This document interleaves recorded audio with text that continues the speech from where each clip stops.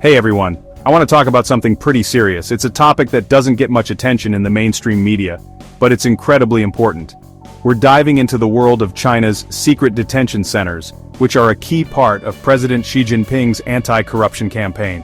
This campaign has been one of the most significant political movements in China over the past decade, and it has far-reaching implications for Chinese society and the global community. I recently learned about China's anti-corruption campaign, and it really opened my eyes to some of the complexities and controversies surrounding it. The campaign, which started in 2012, aims to root out corruption within the Communist Party and the government. On the surface it sounds like a noble cause, but there's a lot more to it than meets the eye. It really changed how I see things.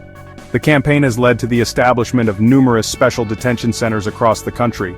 These centers are shrouded in secrecy, and their existence raises many questions about human rights and the rule of law in China. China has been building a lot of these special detention centers, and they play a crucial role in the anti-corruption campaign.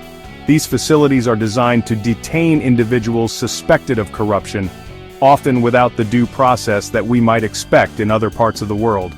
They call them liuzhi centers. The term liuzhi roughly translates to retention in custody, and it represents a form of extrajudicial detention. These centers operate outside the regular judicial system, which means that detainees do not have the same legal protections as they would in a standard court of law. They've built over 200 of them.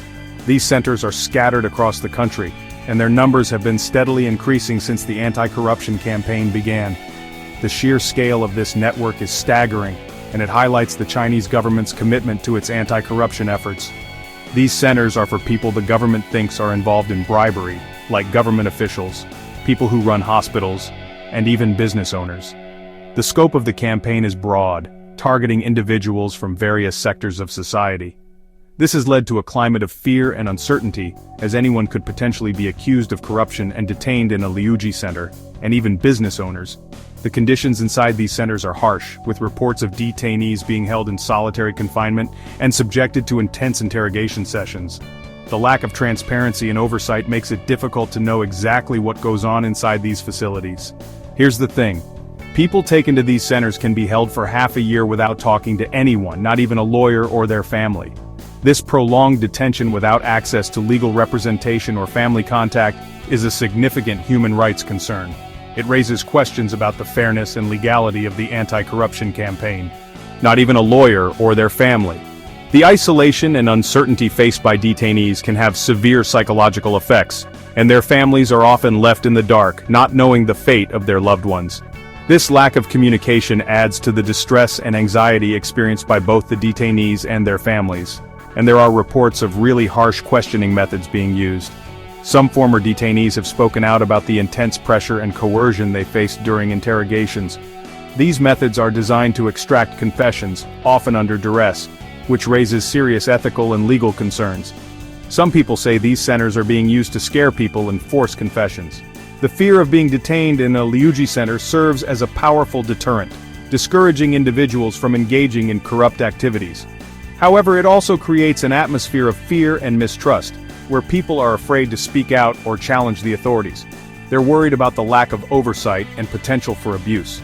Human rights organizations and activists have raised concerns about the potential for abuse and the lack of accountability in the anti-corruption campaign.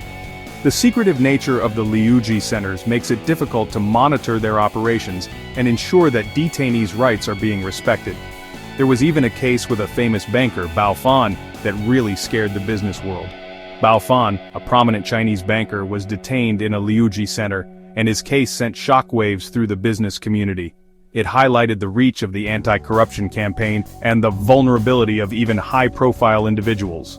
The government says these centers are necessary to fight corruption, but a lot of people are worried about human rights and whether things are being done fairly. The Chinese government defends the use of liuzhi centers as a necessary tool in the fight against corruption. However, the lack of transparency and due process raises serious questions about the fairness and legitimacy of the campaign. But a lot of people are worried about human rights and whether things are being done fairly. The debate over the anti-corruption campaign and the use of liuzhi centers is ongoing, with strong opinions on both sides. Some argue that the campaign is necessary to root out corruption and maintain stability, while others believe that it undermines the rule of law and violates human rights. It's a big debate about what this means for China and its economy in the long run. The impact of the anti-corruption campaign on China's economy and society is a topic of much debate. While some believe that it will lead to a cleaner and more efficient government, others worry that it could stifle innovation and economic growth. The long-term effects of this campaign remain to be seen, but it is clear that it has already had a profound impact on Chinese society.